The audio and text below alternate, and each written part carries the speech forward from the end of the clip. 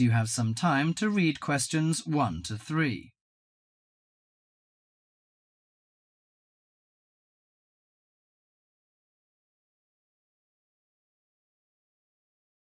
Now listen to the conversation and answer questions 1 to 3.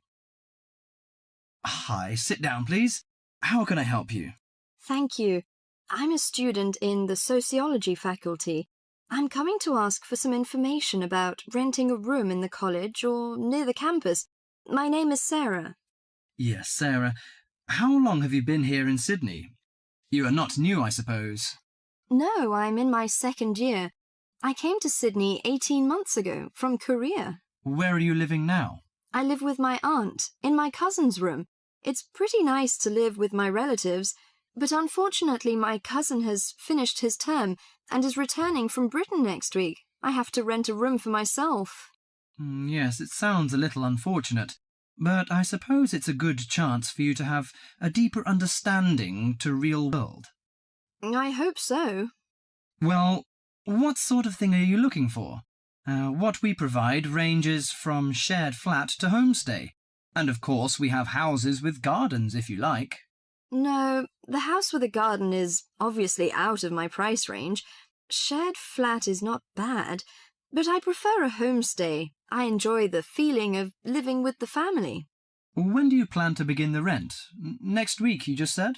No, my cousin is arriving by next week, so I hope to move out by this weekend. This weekend, okay. The main area we deal with is around the university. Around the university, aha. Do you have anything near the northern gate of the university? You know, the sociology faculty is near the northern gate.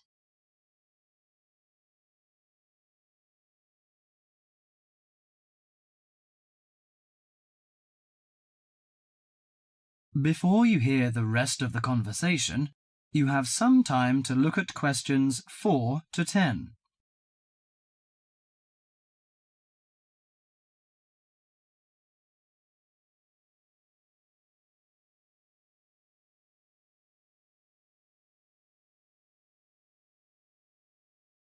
Now listen to the conversation and answer questions 4 to 10. Yes, what sort of price are you thinking of? Well, could you give me some idea? You know, I have no experience of renting a room. I don't know what price is reasonable, but I hope it's not over $300. I see. Usually the homestay ranges from $180 per month. Only $180? Yes, to $350 depending on a number of different factors. What does it depend on? Well, obviously the quality of the house, the facilities and extra services. Oh, I don't care about the quality very much, as long as it's clean. As to the facilities, I want the room with a separate bathroom. Kitchen isn't a necessity, because I don't want to cook by myself. I hope to have meals with the family if possible. Okay, let me check the files. Yes, I think this one might suit you. It's a family house with 2 vacant bedrooms. How about the owner of the house? I mean, is it a family or... According to the file, it is a retired lady. She wants to find college students as tenants. That's great. What's the condition of the rooms? The bigger bedroom is furnished and with a bathroom, and the rent is $320 per month. The smaller one charges $250. It is furnished too, but without bathroom. Oh, $320.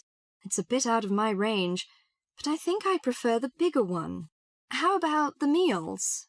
Well, the rent includes breakfasts and suppers. No lunches, however. You have to buy your lunch. That's no problem. I usually have my lunch in the college cafeteria. And that doesn't cover the water bill and electricity fee, but the laundry is included. Fine. Could you tell me the address? Yes, it's on 323 West Park Road. Let me get that down. 323. Okay, it's near the university. So, when can I have a look at the room? You know, I'm a little pressed for time. The file says the landlady is in every afternoon. So this week, say Friday? Oh, I'm afraid I can't make it then. I have a lecture on Friday afternoon till 5:30. How about Thursday? OK, that's fine. Would 5 be OK? Yes, fine. Just come here. Yes, here in the student service office. Oh, before I forget, before moving, you have to pay 1 month's rent in advance. Really? Oh, I didn't know that before. Could I ask why? As the deposit. You know, in case you damage the property or move out without giving notice. Usually this doesn't happen, but standing in the owner's shoes... Yes, I understand it all. So that's $320. Okay, I'll take the money if I'm satisfied. Well, a word of advice. Don't forget to get a receipt when you pay the deposit or rent. Yes, thank you so much. That is the end of part 1. You now have half a minute to check your answers.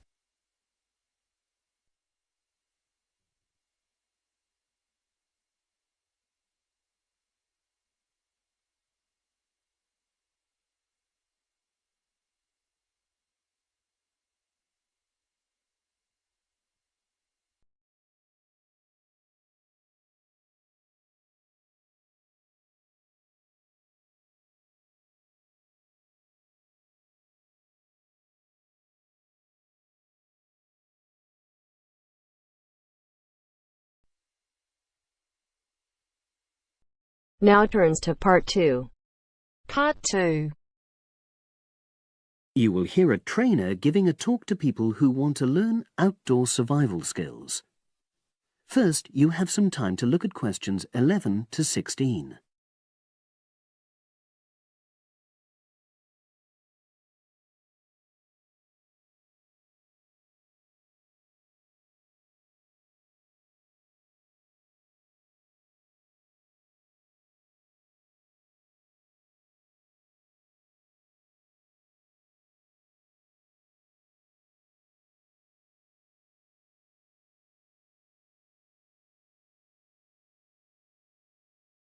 Now listen and answer questions 11 to 16. Good morning, everyone, and welcome to our outdoor survival program.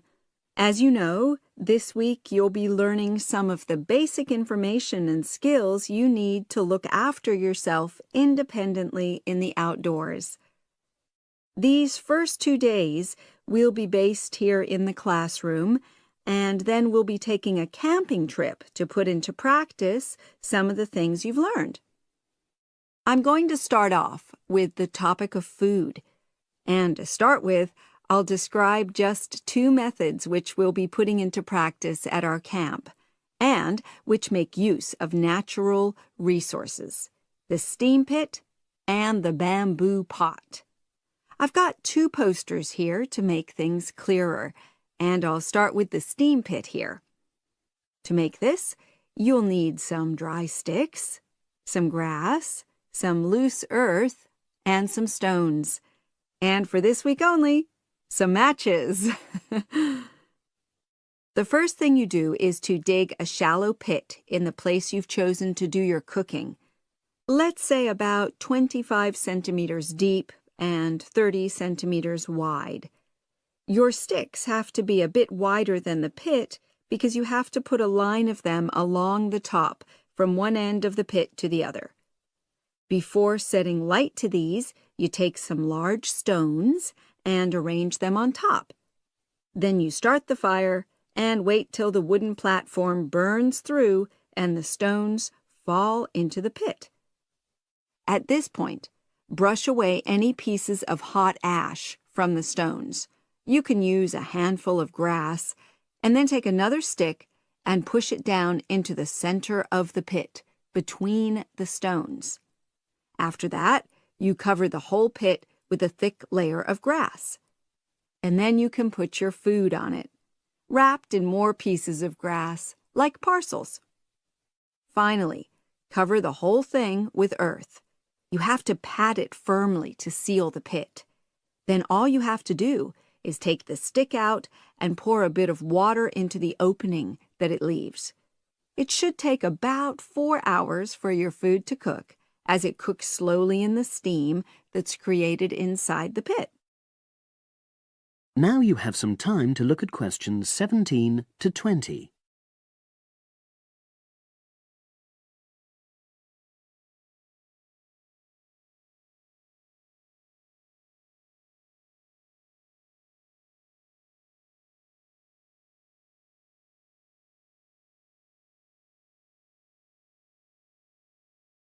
Now listen and answer questions 17 to 20.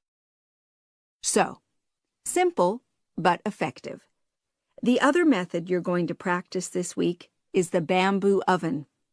Now, the steam pit is ideal in certain conditions because the heat is below ground level. For example, if there's a strong wind and you're afraid a fire might spread. But when it's safe to have an open fire, you can use the bamboo oven method.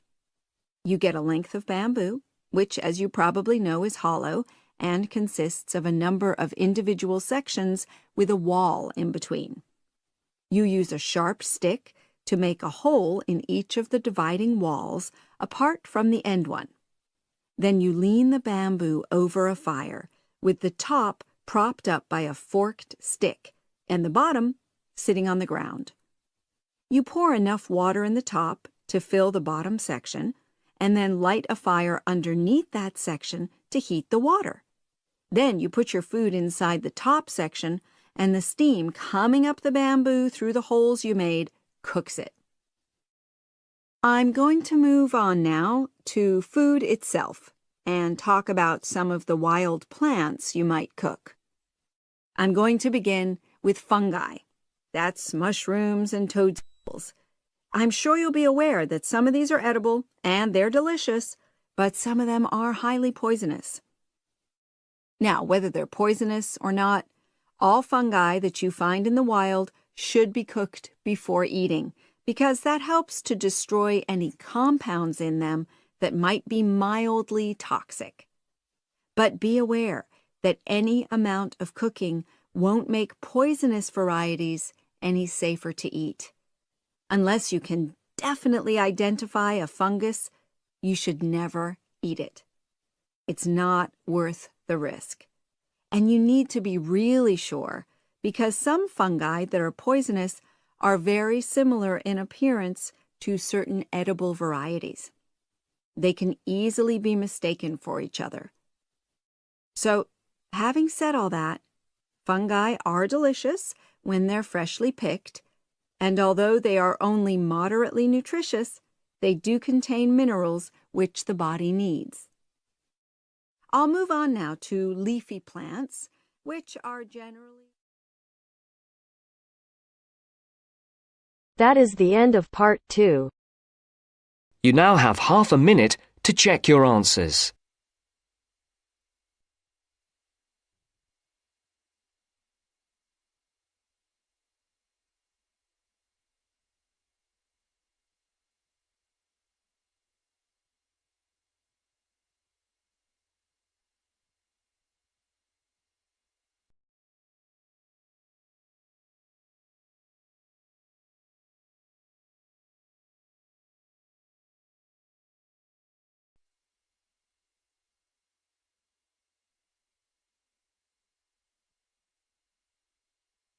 Section 3. You will hear two business studies students discussing a presentation they'll do on an article on working effectively in groups. First, you have some time to look at questions 21 to 26.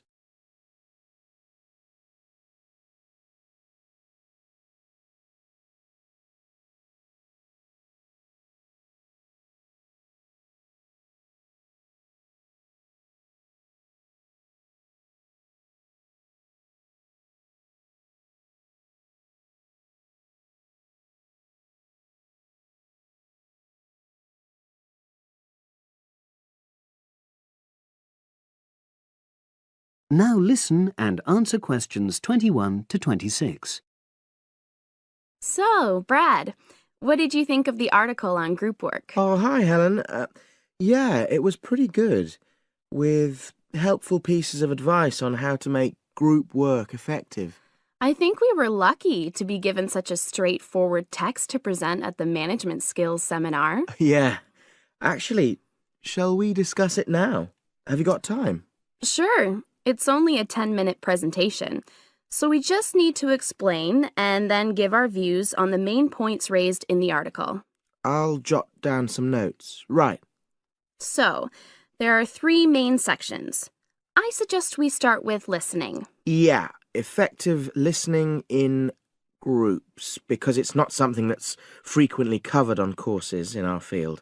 No, and we should say that in the presentation. Yeah, and also effective listening's pretty simple, you know. I don't think it's hard to learn. Well, people think it's easy, but in my experience, most of us tend to be very lazy listeners. Okay, I wouldn't argue with that. Something I do think we should emphasize is the power of the listener's posture, gestures, etc., in making speakers feel respected. Not that you're just waiting for them to finish before jumping in with your own ideas. Uh-huh. Okay, right. The next section is on goal setting. Let's make sure we're clear what the article says on this. Yeah. Well, firstly, it says that all group members must be given time to explain their own goals. That's it, yeah. And then, did it say that the whole group should agree on common goals? That's a bit too strong. It's more that everyone's agendas should be equally acceptable. But it does say that goals have to be realistic, you know. Achievable within a particular time? You've got it. That's really what the article's saying. There isn't really any point in having ideals if group members know they won't come to anything within a reasonable period. So, I think a summary covering those points will be enough for that part of the presentation, don't you? Yep. Now, the last section is about conflict resolution. Actually, I thought it was the worst part of the article. Me too. I don't think it went into sufficient detail on the issue. Actually, I thought it devoted too much space to it, but that it was all rather boring, you know? It didn't mention some of the more radical theories. Absolutely. I found that really irritating. Right, and also I think it could have said more about conflict sometimes being healthy in groups. Absolutely. It just mentioned rather glibly about how we should avoid thinking of winners and losers, and that quick resolution of conflict is always desirable. Without explaining what these terms mean? Well, it gives quite detailed definitions, but doesn't develop a proper argument. Right. So, for the presentation, I think we just give some definitions and then explain what we felt were the weaknesses in the article's treatment of conflict resolution. Yeah, good. Now you have some time to look at questions 27 to 30.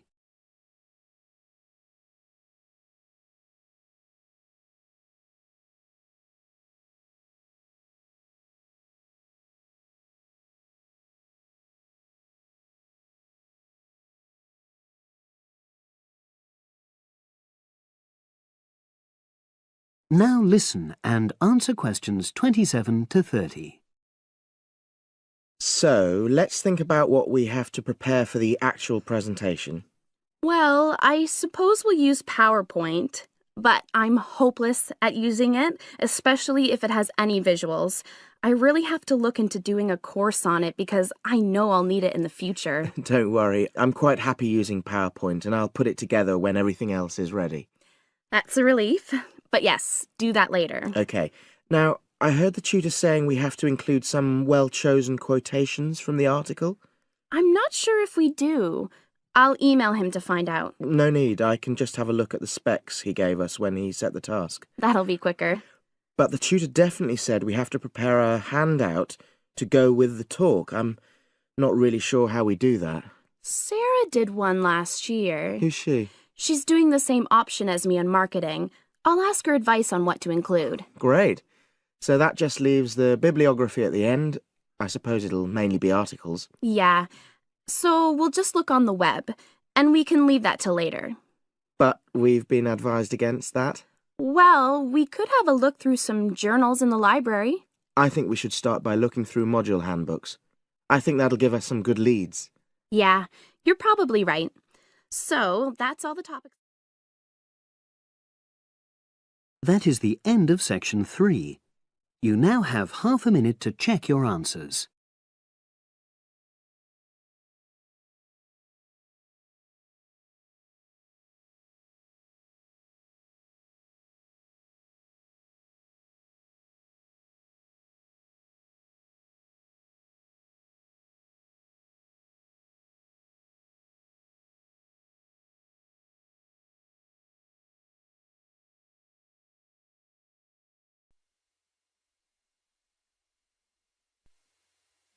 Now turns to Part 4. Part 4. This is Jane Frost with this morning's edition of Wake Up with Frost. First, you have some time to look at questions 31 to 40.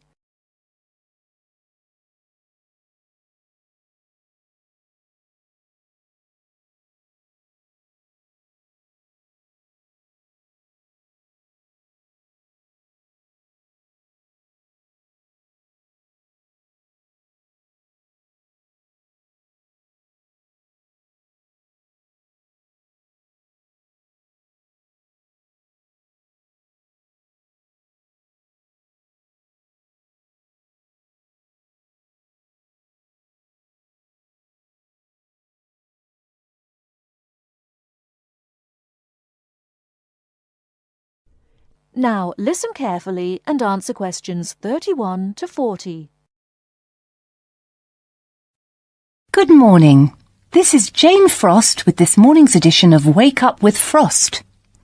As you all know, for the last week we've been running a survey trying to find out what you, the listeners, think is the greatest invention of the last 200 years.